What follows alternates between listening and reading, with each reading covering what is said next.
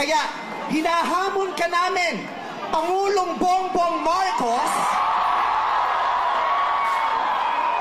kung gusto mong magkaroon ng magandang legasiya, ang pangalan mo, ipakulong mo lahat ng magnanakaw.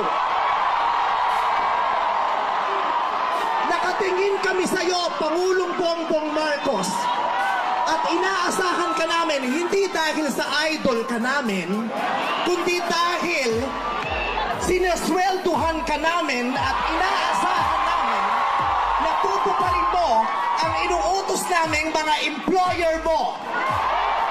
Kami ang nagpapasahod sa inyo. Tapos na ang panahon na natatakot tayo sa gobyerno.